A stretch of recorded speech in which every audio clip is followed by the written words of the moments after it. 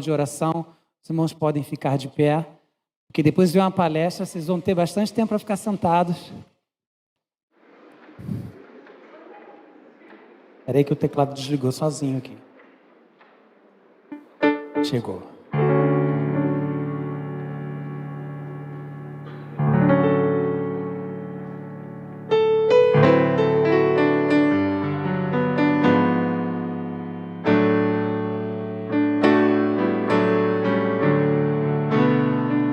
Jesus,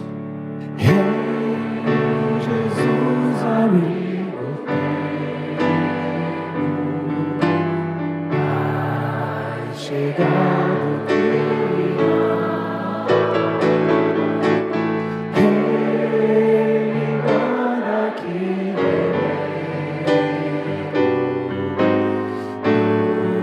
tudo a Deus em oração.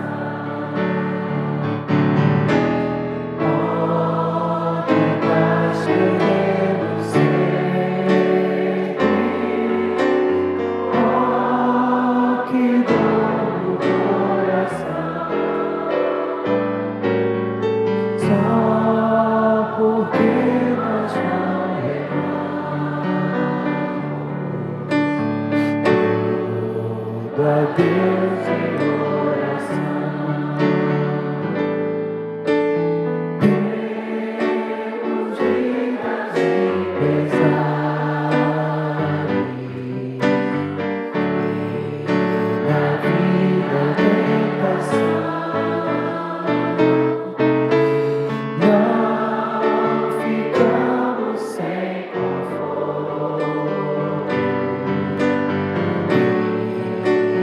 Cristo em oração, haverá outro amigo que tão grande compaixão nos conflitos de Jesus Cristo sempre atende oração. E se nós desfalecemos, Cristo estende-nos a mão. Pois é sempre a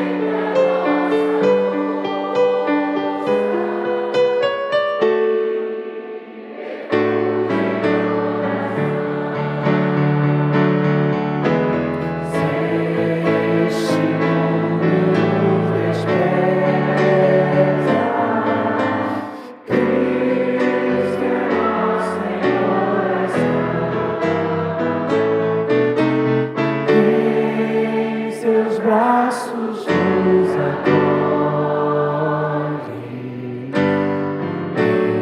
e nos dá consolação. Os irmãos podem sentar. Amém.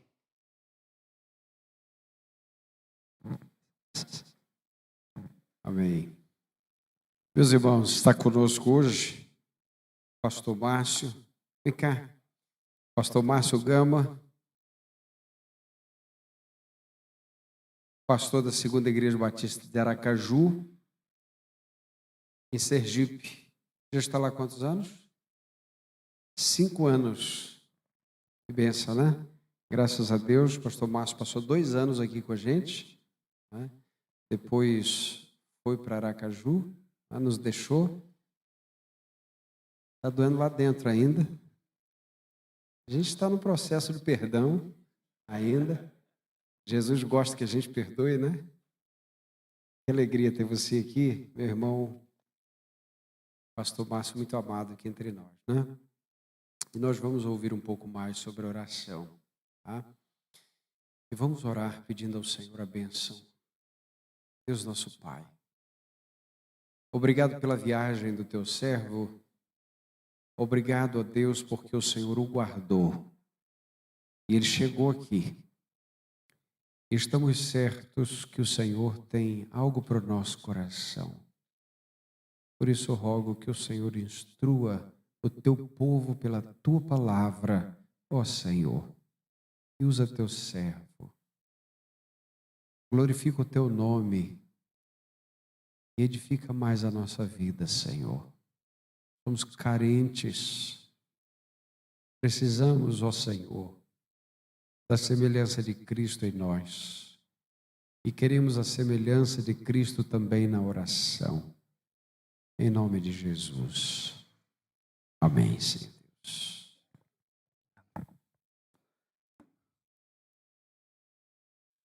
Dois. Tá ligado? Boa noite, meus irmãos. Que a graça e a paz do nosso Senhor e Salvador Jesus esteja com todos. Amém? É muito bom estar aqui mais uma vez. Muito bom voltar a esta casa, ainda mais para participar da Conferência Reverente, com esse tema tão importante para nós, que é o tema sobre a oração.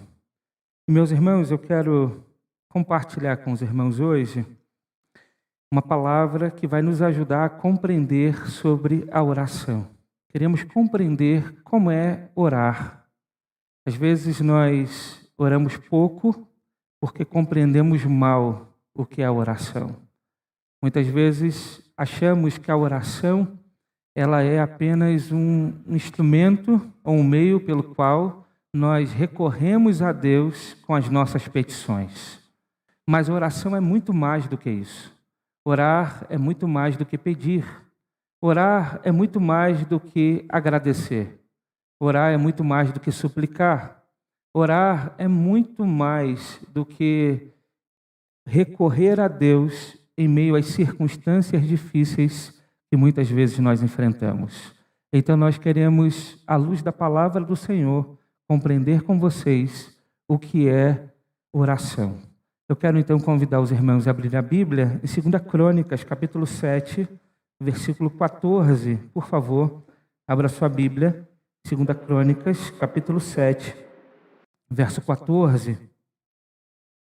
Nós vamos ler apenas esse verso. 2 Crônicas, capítulo 7, verso 14. Eu vou ler na minha versão, eu estou com a NVI, eu sei que os irmãos estão com a século 21. Então estarei lendo e depois gostaria de pedir aos irmãos que estejam lendo em uma só voz. Diz assim a palavra do Senhor.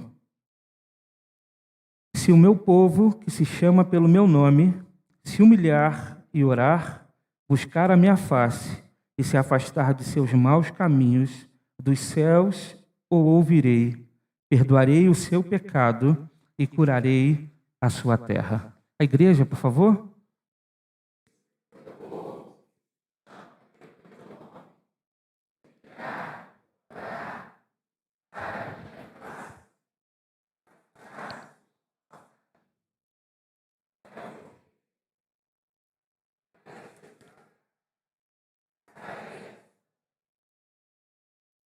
Amém. Vamos orar? Mantenha a sua Bíblia aberta, mas vamos orar mais uma vez? Pai, nós estamos diante do Senhor e queremos clamar ao Senhor e suplicar que o Senhor nos faça compreender a oração. Ó Deus, que o nosso coração deseje estar na Tua presença, que nós possamos ter o desejo correto de viver, ó Deus, em comunhão contigo. Mas também nos ensine, ó Deus, como nós devemos aproveitar da oração. Ó Deus, que possamos sair daqui compreendendo que a oração é mais do que pedir, é mais do que agradecer. Mas orar é caminhar contigo, é ter relacionamento com o Senhor, é estar em intimidade com o Senhor. Ó Deus, que o Senhor fale o nosso coração e que possamos responder em oração. Essa é a nossa oração. É isso que nós te pedimos nesta noite. Em nome de Jesus. Amém. Amém, queridos. Se você pudesse me responder o que é oração, o que você responderia? Se você pudesse agora dizer para mim o que é oração, o que você diria? Talvez uma definição simples sobre oração é: orar é falar com Deus. Orar é falar com Deus. mas eu queria trazer uma definição que Timothy Keller dá no seu livro sobre a oração, que eu acho que é muito interessante para dar o tom daquilo que nós vamos conversar e refletir nessa noite. Ele diz assim: orar é dar continuidade a uma conversa que Deus iniciou por meio da sua palavra e graça, e com o tempo vai se transformando num completo encontro com Ele. Então, para Timothy Keller, orar é dar continuidade a uma conversa que começa com Deus. E Ele começa essa conversa conosco por meio da sua palavra e por meio da graça. E nós, então, respondemos a esta conversa pela oração. E com o passar do tempo, esse diálogo, essa conversa, esse relacionamento vai ser transformado de uma forma completa e nós estaremos em intimidade com o Senhor. Para que a gente compreenda a respeito da oração, nós precisamos entender que há basicamente 2 tipos de oração. A primeira oração é a oração que quase todo mundo faz. Quase todos nós fazemos, e até mesmo aqueles que não são religiosos fazem, que é a oração instintiva. A oração que a gente faz impulsionado por alguma coisa. Por exemplo, dizem que nas trincheiras até os ateus oram. A oração instintiva é aquela que nós somos impulsionados a falar, a colocar diante de Deus, a colocar diante de um ser que muitas vezes nós não conhecemos, palavras. E muitas vezes palavras impulsionadas por um sentimento de angústia, muitas vezes palavras impulsionadas por uma circunstância difícil que nós enfrentamos na vida, e nós então somos impulsionados a falar, a colocar diante de Deus o nosso coração, a colocar diante de Deus a nossa angústia, a colocar diante de Deus o nosso problema. Essa é uma oração instintiva. Às vezes temos um impulso religioso de orar. Nós ouvimos na igreja que orar faz bem à alma. Nós escutamos continuamente que a oração é a arma do crente. A gente escuta na igreja que orar faz parte de um relacionamento com Deus, então a gente precisa orar. Desde quando a gente se converteu ao cristianismo, nós somos ensinados sobre a oração. Então, muitas vezes, somos impulsionados pelo meio religioso a orar, a falar.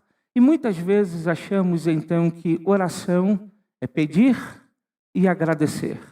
A maioria das nossas orações, elas são petições ou gratidão. Nós oramos pedindo a Deus coisas ou agradecemos pelas coisas que nós recebemos de Deus. Geralmente, as nossas orações, elas são desta natureza. Nós, muitas vezes, então, oramos como alguém que coloca um documento dentro de uma garrafa e atira ao mar. A gente não sabe quem vai ler a nossa mensagem.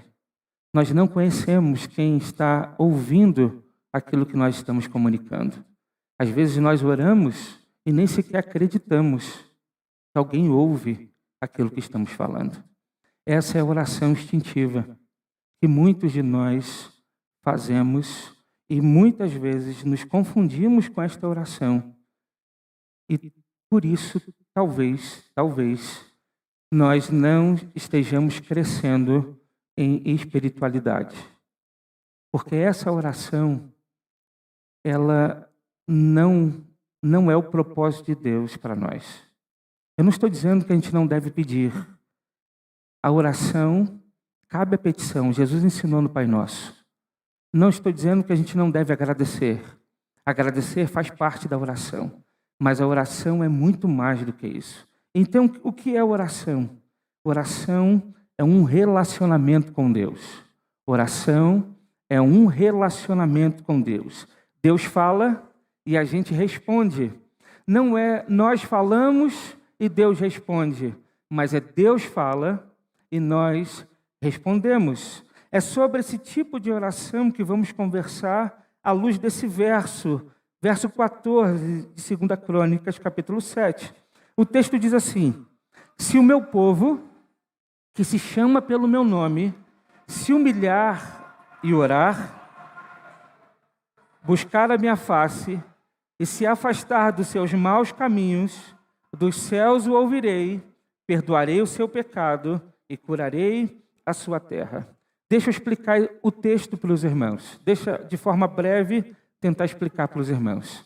Esse livro, 2 Crônicas, na verdade, os 2 livros que nós temos na Bíblia, chamado Crônicas, eles correspondem a um único livro, o livro de Crônicas. Ele foi dividido ao longo da história para facilitar o estudo, o manuseio, mas é um livro apenas.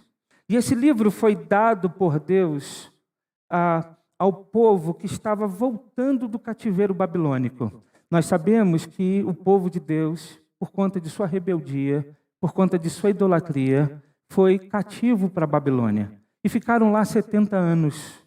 Então, uma geração que nasceu na Babilônia volta para Judá, volta para Jerusalém para reconstruir a cidade, para reconstruir o templo, para reconstruir o muro. E Deus, então, levanta profetas, não apenas para dizer o que ele ainda ia fazer na história, o que ele ainda ia fazer na vida do povo de Deus, no que ele ainda ia fazer na vinda do Messias, por exemplo, mas ele também levantou profetas para relembrar ao povo aquilo que Deus havia feito já na história de Israel, na história do povo de Deus. O livro de Crônicas, então, é para recontar a história, é para trazer a uma futura geração a maneira pela qual Deus vem conduzindo a história do seu povo até aquele momento. Então, o livro de Crônicas foi um livro muito importante para que aquela geração que voltou para casa pudesse conhecer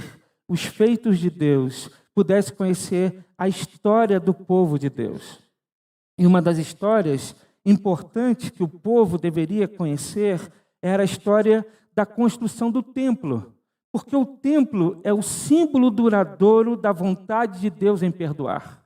O templo é o símbolo duradouro da vontade de Deus de perdoar. O povo deveria entender qual o sentido, qual o significado que o templo tinha para a vida espiritual de Israel. Então, Crônicas vai contar essa história para nós. E quando a gente volta um pouquinho e olha para capítulo 6 de Crônicas, o texto vai dizer para nós que Salomão edificou o templo, consagrou ao Senhor, orou, pediu para que Deus pudesse ouvir as orações do seu povo feitas no templo em diversas circunstâncias. Depois, o rei ofereceu sacrifícios a Deus, realizou o culto, celebrou e, depois de alguns dias de festa, despediu o povo para casa e voltou para o seu palácio. E quando ele estava em seu palácio, Deus aparece para Salomão para responder à oração de Salomão.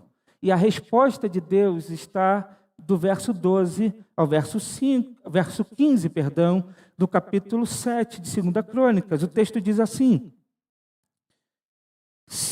o Senhor lhe apareceu de noite e disse: ouvi a sua oração e escolhi este lugar para mim, como um templo para sacrifícios. Se eu fechar o céu para que não chova, ou mandar os gafanhotos devorarem o país, ou sobre o meu povo enviar uma praga, se o meu povo, que se chama pelo meu nome, se humilhar e orar, buscar a minha face e se afastar dos seus maus caminhos, dos céus o ouvirei, perdoarei o seu pecado e curarei a sua terra. De hoje em diante, os meus olhos estarão abertos e os meus ouvidos atentos às orações feitas neste lugar. Então, basicamente, Deus aparece para Salomão e diz: Salomão, deixa eu te responder a oração que você fez. Se um mal circunstancial, se o mal se abater sobre o meu povo, e esse mal vir de mim, se o meu povo se humilhar e orar, eu virei e atenderei a oração do meu povo. É basicamente isso que Deus responde a Salomão. As circunstâncias ruins, se chegarem à vida do povo, e o povo se humilhar e orar, eu atenderei a oração do meu povo.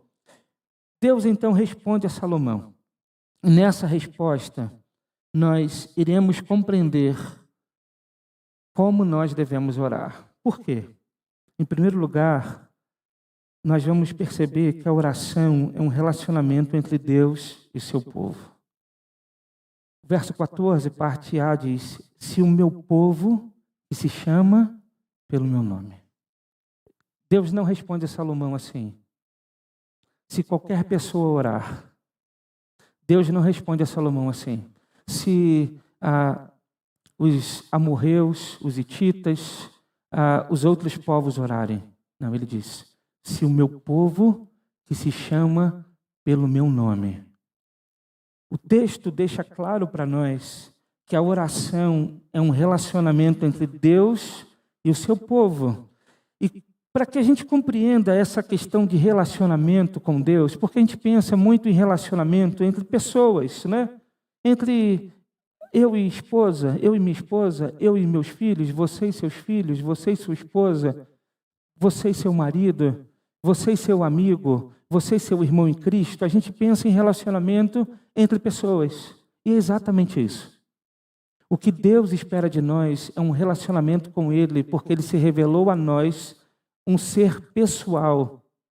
Então, para que a gente compreenda a respeito do relacionamento com Deus, nós precisamos compreender a natureza de Deus. E a primeira coisa que a gente precisa tirar da nossa mente de uma vez por todas é que Deus é um ser impessoal.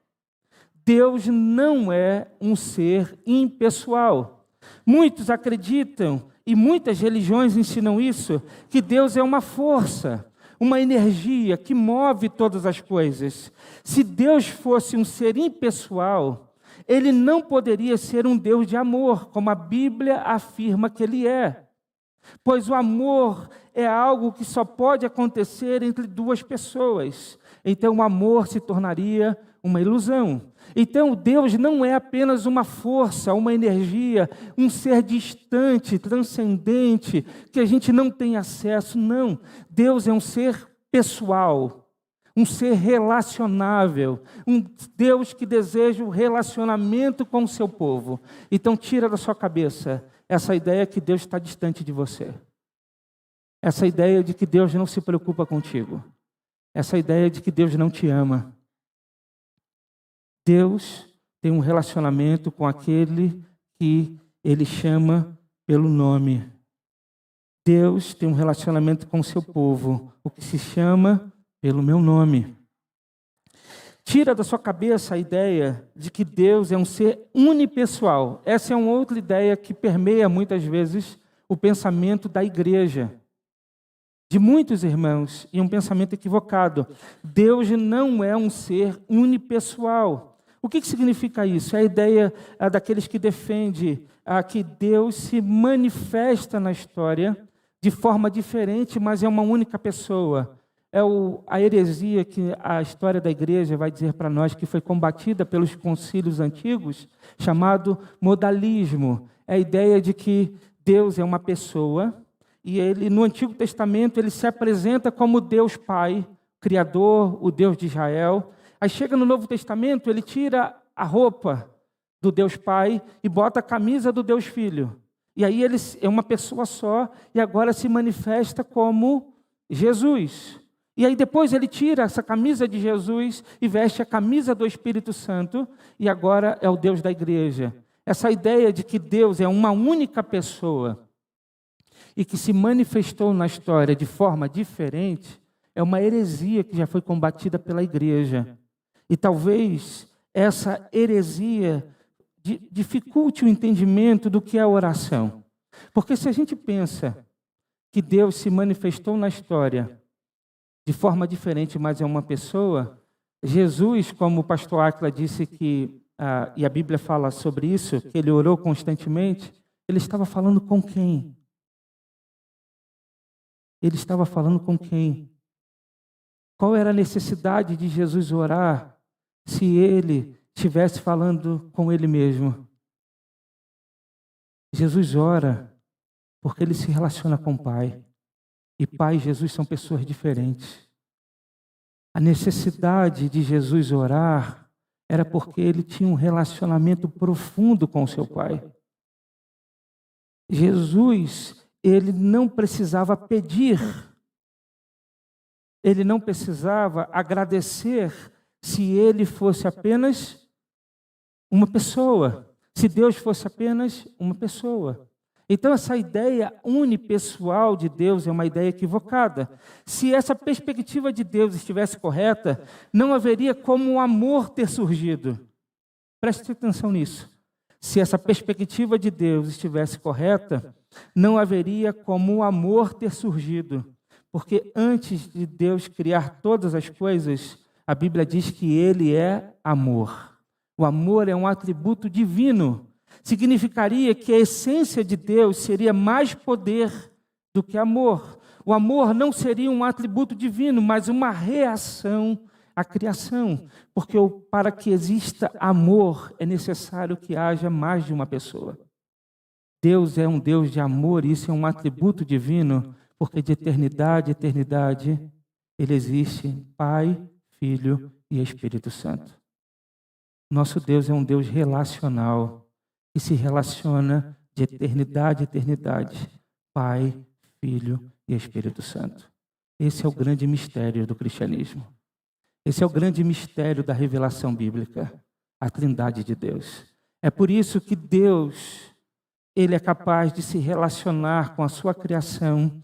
É por isso que Deus constitui um povo para si, para que Ele então pudesse se manifestar ao mundo como Deus de um povo, como Deus que se relaciona com seu povo. A Trindade revela a beleza de um Deus relacional, que não apenas se relaciona entre si, mas também com a sua criação. E se Deus, esse Deus trino, após a queda do homem, constitui um povo para si, para que por meio deste povo o próprio Deus executasse o plano de redenção. Deus chama Abraão para si, faz promessas a Abraão e por meio de Abraão constitui uma nação para si. E é por meio desta nação que Deus vai cumprir com o seu projeto de redenção. Nós fomos enxertados a esse povo. E a linha que passa por todo o Antigo Testamento e vai até o Novo é a promessa da vinda do Messias. Esse Messias que é descendente da mulher que esmagaria a cabeça da serpente. Passa a ser agora descendente de Abraão, que mais na frente nós vamos descobrir que é da dinastia de Davi. Ele é o Messias prometido, o nosso Senhor Jesus Cristo, que veio ao mundo para nos reconciliar com Deus e abrir o acesso para que eu e você pudéssemos ter relacionamento com o Senhor.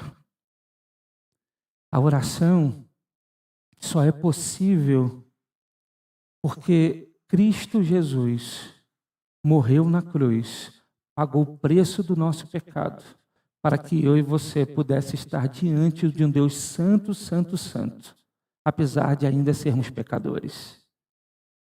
Então, meus irmãos, nós precisamos conhecer a natureza de Deus para compreender que Deus é um Deus relacional. E quando a gente compreende isso, então a gente vai fazer da oração o nosso relacionamento com Deus. Faremos da oração um relacionamento com Deus. E aí a gente vai aprender, em segundo lugar, que a oração é sempre uma resposta. A oração é sempre uma resposta. O verso 14, parte B, vai dizer o seguinte: se humilhar e orar. O texto diz: se meu povo, que se chama pelo meu nome, se humilhar e orar. Salomão orou a Deus e Deus respondeu a Salomão dizendo que se o povo orar quando acontecesse algo de ruim, ele atenderia a oração do povo. Mas há um pressuposto aqui importante. Deus diz para Salomão: se meu povo se humilhar e orar. A gente não pode esquecer da humilhação. Por quê? Porque não dá para orar sem se humilhar. A oração é uma humilhação. Se nós acharmos que temos alguma coisa em nós que faz com que Deus se volte para nos ouvir, nós estamos muito enganados.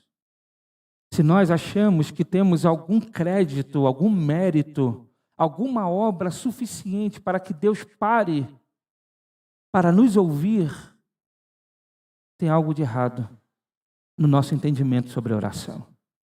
Deus ouve a oração daqueles que se humilham, porque Ele ouve a oração daqueles que compreendem e dependem de Deus para todas as coisas. A oração é reconhecimento de que nós dependemos do Senhor. Lembra da parábola que Jesus conta em Lucas capítulo 18, do fariseu e do publicano? Os dois foram ao templo.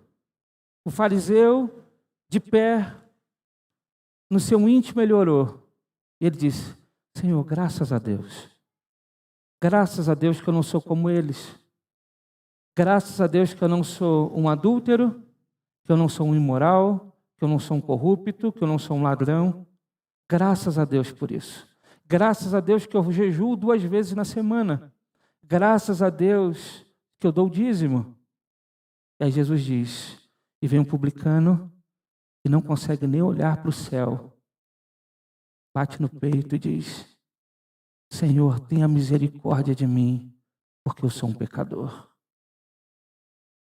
E aí Jesus vai dizer: quem é que voltou para casa justificado? O publicano. O publicano voltou para casa justificado.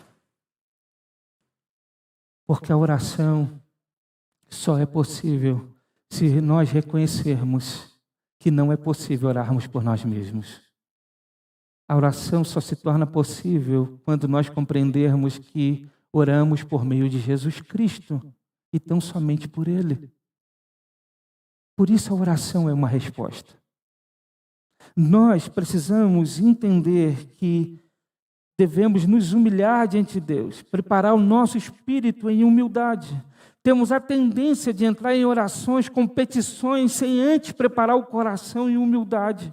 A gente ora e caso Deus responda, a única coisa que muda é o fato de recebermos de Deus aquilo que pedimos. E às vezes queremos sair da oração com mais coisas. Pedimos e queremos mais coisas da parte de Deus. Mas deveríamos sempre sair da oração com menos coisas. Com menos orgulho, com menos pecado, com menos bagagem, com menos culpa, com menos peso, com menos espírito altivo. Deveríamos sair da oração mais vazio de nós mesmos para estarmos cheios de Deus. Cresceremos espiritualmente em oração quando nós compreendermos que devemos diminuir para que Cristo cresça em nós. Devemos então nos humilhar e orar. O povo deveria orar porque Deus disse que o povo deveria orar. Isso é algo interessante. Nós oramos porque Deus diz que nós devemos orar. Então a oração sempre é uma resposta. Eu quero fazer uma ilustração. A gente aprende a falar muito cedo, não é verdade? Hoje em dia, crianças com 1 ano e alguns meses já falam e falam muito bem. E a gente não lembra do processo. A gente só sabe que fala. Mas não é o ser humano que toma a atitude de falar. Ele fala em resposta. Antes mesmo de nascer, os pais estão falando com os filhos.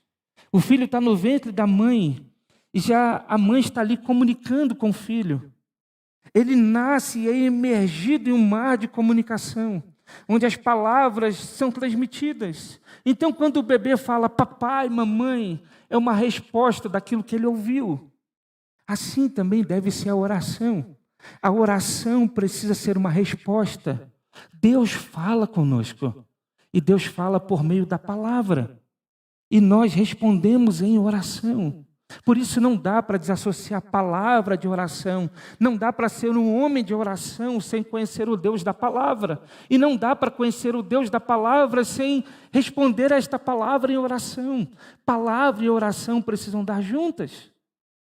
Assim também deve ser a oração. Quanto mais ouvirmos, melhor falaremos. Quanto mais ouvirmos de Deus, melhor serão as nossas orações. Às vezes nós oramos assim: Senhor, me dá uma pedra. Mas a gente acha que está pedindo pão. A gente diz: Senhor, por favor, me dê uma pedra. E na nossa cabeça a gente está pedindo pão. Na nossa cabeça a gente está dizendo, Senhor, me dê pão. Só que a gente está pedindo pedra. Por quê? Porque a nossa oração precisa ser resposta. A Bíblia nos garante que Deus vai responder a nossa oração quando nós orarmos segundo a sua vontade. Mas a vontade de Deus não é como fazer uma aposta. Eu não sei qual é a vontade de Deus, então eu aposto isso aqui. Será que essa é a vontade de Deus? Opa, vou apostar naquilo ali. Não, Deus revela a sua vontade a nós por meio da sua palavra. E quanto mais conhecemos o Deus da palavra, mais oraremos segundo a vontade de Deus e mais reconheceremos as respostas de Deus na nossa vida e mais, então, ficaremos impressionados com o cuidado do Senhor, com a sua manifestação em nossa vida. E isso aquece o nosso coração, nos alimenta, a gente busca mais a Deus e ora mais e a gente vai crescendo espiritualmente nessa relação com Deus. A oração é sempre uma resposta. Nós estávamos falando sobre o templo, o texto que nós lemos é o momento em que Salomão ele constrói o templo e consagra a Deus, mas é interessante que alguns anos antes, o seu pai Davi queria construir o templo. E a Bíblia diz que ele estava passeando pelo seu palácio e ele começou a pensar assim, caramba, eu tenho uma casa tão bonita, por que eu tenho esse palácio todo, esse castelo todo, e Deus não tem uma casa para morar? Eu vou construir um templo para Deus. Davi estava pensando, Deus ouviu Davi pensando. A Bíblia diz que Deus então fala com o profeta Natã. O profeta Natã vai até Davi e diz, Davi, Deus mandou te dizer que não é para você construir o templo para mim. Quem vai construir o templo vai ser seu filho Salomão. Mas Deus também confirma para você que de você não apartará a dinastia. O Messias virá da dinastia de Davi. E o que Davi vai fazer? Quando ouve isso de Natã, Davi vai orar ao Senhor. 2 Samuel conta isso para nós. Davi ora, Deus vai dizer, quem sou eu, ó soberano Senhor? E o que é minha família para que me trouxesses a este ponto? E como se isso não bastasse para ti, ó soberano Senhor, também falaste sobre o futuro da família deste teu servo. É assim que procede com os homens, ó soberano Senhor. Que mais Davi poderá dizer-te?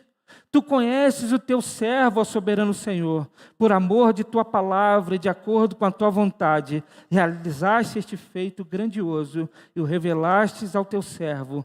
Quão grande és tu, ó soberano Senhor. Não há ninguém como tu, nem há outro Deus além de ti, conforme tudo o que sabemos. E quem é como o teu povo, Israel, a única nação da terra que tu, ó Deus, resgataste para que dela fazeres um povo para ti mesmo, e assim tornastes o teu nome famoso, realizaste grandes e impressionantes maravilhas ao expulsar nações e seus deuses diante dessa mesma nação que libertaste do Egito. Tu mesmo fizeste de Israel o teu povo particular para sempre, e tu, ó Senhor, se tornaste o seu Deus.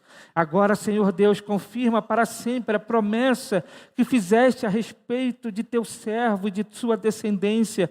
Faze conforme prometeste, para que o teu nome seja engrandecido para sempre, e os homens digam, o Senhor dos exércitos é o Deus de Israel, e a descendência de teu servo Davi se manterá firme diante de ti. Ó Senhor dos exércitos, Deus de Israel, tu mesmo revelaste a teu servo quando disseste, estabelecerei uma dinastia para você. Por isso teu servo achou coragem para orar a ti. Ó soberano Senhor, tu és Deus, tuas palavras são verdadeiras e tudo que fizestes, essa boa promessa a teu servo, agora por tua bondade abençoa a família de teu servo, para que ela continue para sempre na tua presença. Tu, ó soberano Senhor, o prometeste, e abençoada por ti, bendita será para sempre a família de teu servo.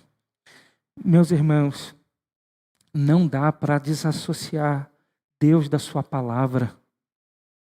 Deus fala e nós respondemos em oração. Deus fala por sua palavra e nós respondemos em oração. O que Deus fala está conectado com aquilo que Ele faz, com aquilo que Ele é. É diferente de mim. Deus disse, haja luz, e a Bíblia diz que houve luz. Se eu disser, haja luz, eu tenho que correr para apertar o botão para acender a luz. Porque o que a gente fala é um delay daquilo que a gente faz. Mas Deus não.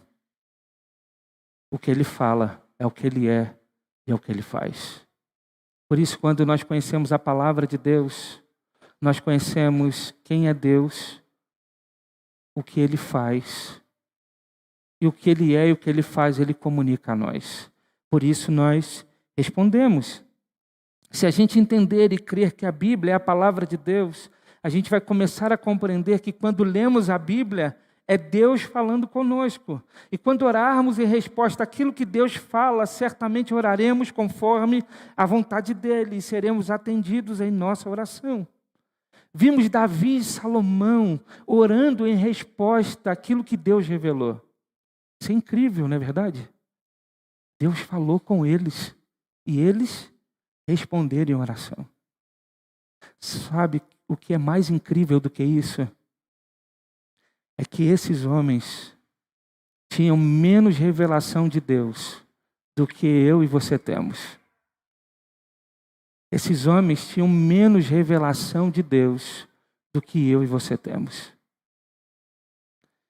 Veja, olha que interessante. Jesus vai dizer o seguinte em Mateus 11, verso 11. Ele diz assim, digo-lhes a verdade, entre os nascidos de mulher, não surgiu ninguém maior do que João Batista. Todavia, o menor no reino dos céus é maior do que ele. Você já parou para pensar nesse texto? Jesus diz assim, dentre os nascidos de mulher, não há ninguém maior do que João Batista, mas o menor do reino dos céus é maior do que ele. Sabe o que Jesus está dizendo? Entre os profetas da antiga aliança, não há ninguém maior do que João Batista. E por quê? Porque João Batista foi aquele que preparou o caminho para o Messias. Ele profetizou a chegada do reino de Deus. Ele foi o último grande profeta do Antigo Testamento. Mas nós vivemos na dimensão do reino de Deus. O reino de Deus foi inaugurado quando Cristo ressuscita dos mortos, vence a morte e por meio da ressurreição nós somos justificados. Quando Deus faz uma promessa a Davi de que o reino nunca apartaria da sua dinastia, isso se cumpre na ressurreição de Jesus Cristo. É na ressurreição que ele se assenta no seu trono e inaugura um reino que não é deste mundo. Não é eu que digo isso. É o próprio Pedro pregando em Atos capítulo 2 que vai dizer. Então, nós somos maiores, segundo Jesus, do que aqueles que viveram na antiga aliança. Mas por quê? Porque somos melhores? Não. Porque nós já temos o Messias. Jesus Cristo veio. A plenitude da revelação veio. A máxima revelação de Deus já aconteceu. Cristo Jesus veio ao mundo, Ele pisou esta terra. O máximo que Deus poderia revelar a nós, Ele nos entregou quando Seu Filho veio ao mundo em forma humana. Por isso nós temos uma revelação muito mais ampla, muito mais plena daquilo que Deus está fazendo no mundo, na história, porque nós estamos debaixo da dimensão do reino dos céus. Por isso, meus irmãos, nós temos a revelação de Deus. Deus precisa comunicar a nós a sua palavra e nós precisamos responder a Deus em oração. Você quer orar melhor? Não perca a pregação. Você quer orar melhor? Leia a palavra de Deus constantemente. Você quer orar melhor? Venha para a escola bíblica dominical. Você quer orar melhor? Abra sua Bíblia, crendo que quando você lê estas palavras, é Deus falando com você. Então, nós vimos até aqui, à luz de 2 Crônicas, verso 14, que oração é um relacionamento com Deus. que a oração é sempre resposta. Mas esse texto nos revela que orar é buscar a Deus e ao mesmo tempo deixar os maus caminhos. A parte C do verso 14 diz: buscar a minha face e se afastar dos seus maus caminhos. Quando buscamos a Deus, nós nos afastamos dos maus caminhos. É como aquela ampulheta. Lembra aqueles jogos antigos que a gente usava para tempo? E quando ia brincar, você virava e a areiazinha tinha que descer? A oração é mais ou menos isso. É incompatível com os maus caminhos. Quanto mais buscamos a Deus, mais longe ficamos dos maus caminhos. Quanto menos oramos, mais próximos de nós estamos das nossas inclinações. Sabe por que nós somos inconstantes na nossa vida com Deus? Em experimentar o pecado, em permanecer no pecado. Muitas vezes Deus já nos revelou que aquilo não é para nós. Deus já nos revelou que nós não deveríamos viver na prática, naquela prática. Mas muitas vezes é tão difícil para nós, porque queremos lutar contra questões espirituais com armas naturais.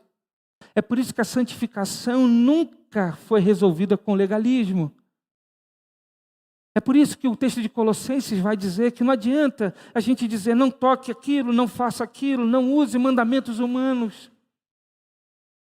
Porque nós só nos afastamos dos maus caminhos quando nós nos aproximamos de Deus. E nos aproximamos de Deus por meio da oração. Mas geralmente a gente faz o oposto. A gente se afasta de Deus por causa dos maus caminhos.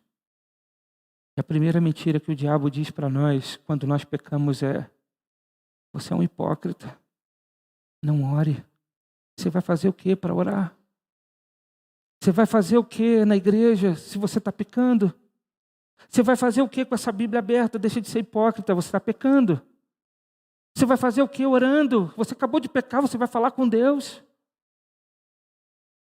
Essa voz aí não é do Espírito Santo. Sabe por quê?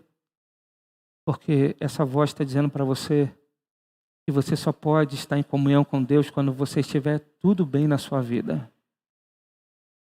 Essa voz está dizendo para você que você só pode orar quando você está fazendo tudo certinho. Mas quem disse que é por meio de você, ou por meio das suas obras, que você entra em oração com Deus? Você entra em oração com Deus por meio de Jesus Cristo. É pelo sangue de Jesus. É somente por Cristo, é apesar de você. Por isso, quando você cair, não pegue folhas para cobrir a sua nudez. Não se esconda, mas corra aos pés da cruz. Entre em oração, peça perdão a Deus. Busque a Deus, que Ele vai alimentar o seu coração, vai fortalecer você, para que você consiga vencer as suas lutas e seus pecados.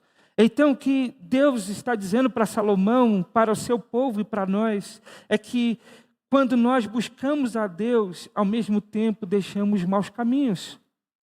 Isso precisa ser aplicado em qualquer área da nossa vida. Se o casamento está em crise, não tem crise que resista se você orar. Não tem crise que resista se você orar. Tua situação é muito difícil. Tua circunstância é muito difícil. Ore. Uma coisa vai acontecer. Ou Deus vai mudar a sua circunstância, ou Deus vai mudar o seu coração para lidar com as suas circunstâncias. Às vezes, nem sempre Deus vai mudar a sua circunstância, mas Deus vai mudar o seu coração para lidar com as circunstâncias. Portanto, orar é buscar a Deus e, ao mesmo tempo que buscamos a Deus, deixamos os maus caminhos. Mas, em quarto e último lugar, a gente vai ver nesse texto, então, que as bênçãos de Deus é o resultado da oração. As bênçãos de Deus é o resultado da oração. As bênçãos de Deus não é o objetivo da oração, mas o resultado. Quando você ora, não faça das bênçãos o seu objetivo. As bênçãos é o resultado. O texto diz: Dos céus o ouvirei, perdoarei o seu pecado e curarei a sua terra. O texto então diz que quando o povo busca a Deus, quando ele se humilha e ora, busca a face do Senhor, abandona os maus caminhos, dos céus o Senhor ouve, perdoa o pecado e cura a terra. Então, o perdão é a bênção que o texto está dizendo.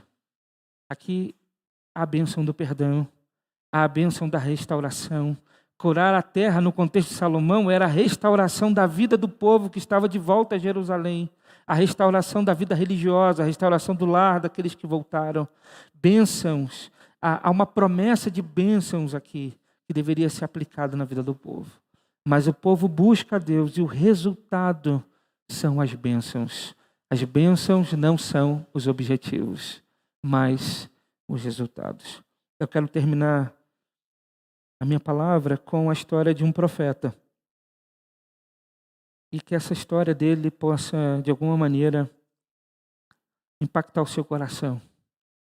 Havia um profeta no Antigo Testamento que ele vivia num contexto em que a nação de Deus estava perdida. Havia violência, desigualdade, fome, corrupção. A justiça havia se corrompido, o executivo havia se corrompido, o legislativo havia se corrompido, a sociedade estava um caos. E era a nação de Deus, era a nação de Israel. E o profeta começa a orar a Deus. Ele diz: Senhor, não acredito que o Senhor vai deixar que essas coisas aconteçam. Senhor, não acredito que isso tudo vai acontecer desse jeito. Que o Senhor não vai fazer nada. Aí Deus aparece para o profeta e diz: eu vou fazer algo tão grande que você não vai acreditar. Eu vou trazer os babilônios, a nação babilônica, para trazer juízo contra o meu povo. Eles são maus, eles são terríveis, e eles virão contra o meu povo. Abacuque, que é esse profeta, ele entra em crise. Ele diz: como assim, Deus? Não é possível que o Senhor vai fazer isso. Não é possível que o Senhor vai fazer algo pior do que o que nós estamos vivendo. Aí ele vira para Abacuque e diz, aí Abacuque diz para ele: Senhor, o Senhor não pode ver o mal, o Senhor é santo. Aí Deus vira para Abacuque e diz: Abacuque, presta atenção, escreva aí, coloca aí no outdoor. Ai do ímpio que faça isso, vai acontecer isso com ele. Ai do ímpio que se corrompa, isso vai acontecer com ele. Ai daquele que faça aquilo outro, isso vai acontecer com ele. Mas escreve aí: o justo viverá pela fé. O justo viverá pela fé. Abacuque termina o seu livro orando a Deus numa canção. E ele disse: mesmo que falte as coisas, mesmo que falte as coisas mais básicas, o alimento, a manutenção da vida, ele diz: todavia eu me alegrarei e exultarei no Deus da minha salvação. Abacuque entendeu que a maneira como Deus lida com o seu povo é uma forma diferente. E o que ele espera do seu povo é que seu povo viva pela fé. A oração é um relacionamento com Deus. Que Deus nos abençoe. Paz e graça a todos, em nome de Jesus. Vamos orar? Pai, obrigado, ó Deus, por esse momento, por esse encontro, por esse primeiro dia, ó Deus, de conferência. Que a Tua palavra, ó Deus, fique em nossos corações. E que possamos compreender cada vez mais como nós devemos orar. Que possamos, ó Deus, estar em contínuo relacionamento contigo. E esse relacionamento nos transforme ao ponto de não sabermos quando o Senhor fala, quando nós respondemos, porque o que respondemos é de acordo com aquilo que o Senhor fala, e a sua voz, ela entra e penetra o nosso coração a tal ponto que aquilo que falamos também está de acordo com aquilo que nós ouvimos. E começamos então, ó Deus, a orar conforme a Tua vontade, Senhor. Nos ajude a experimentar o Senhor, a viver intimidade com o Senhor, a fazer da oração um encontro com o Senhor. Essa é a nossa oração. Nos ajude a compreender nesta conferência como nós devemos orar, como nós devemos colocar em prática, para que a nossa vida espiritual, ó Deus, cresça e nossa vida seja transformada para a glória do Teu nome. É o que nós pedimos, Senhor, em nome de Jesus. Amém. Pastor.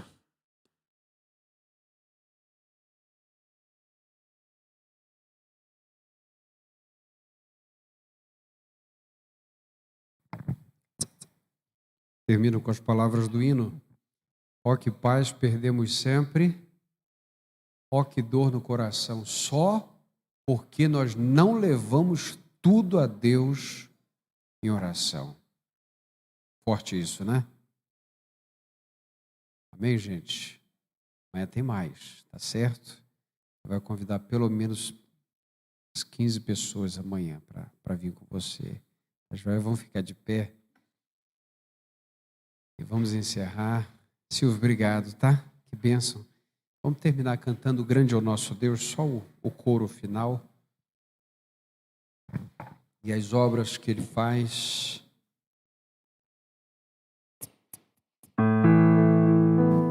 Grande é o nosso Deus.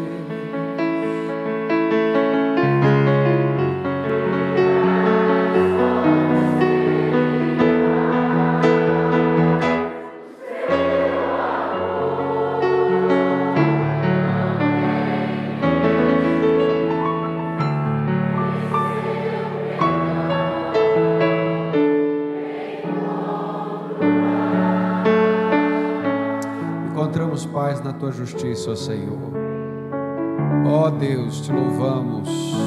Queremos ser o povo que se humilha, que se rende, que ora como resposta à Tua voz que já foi dita, que já ecoou no nosso coração. Ó Deus, nós Te louvamos e queremos aprender o caminho da oração.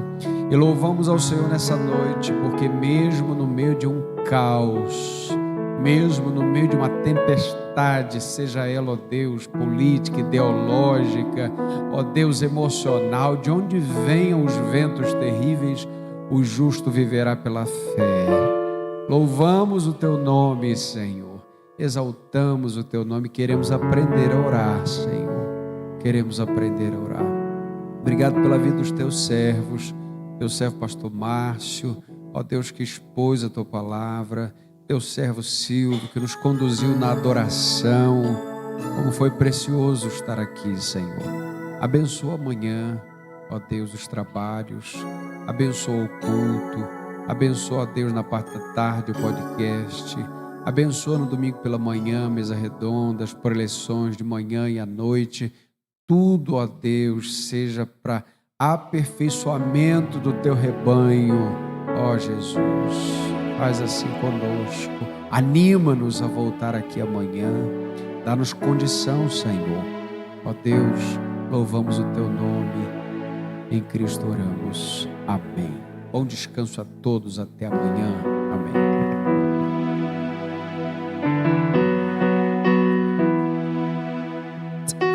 Amanhã 19 horas, hein, gente?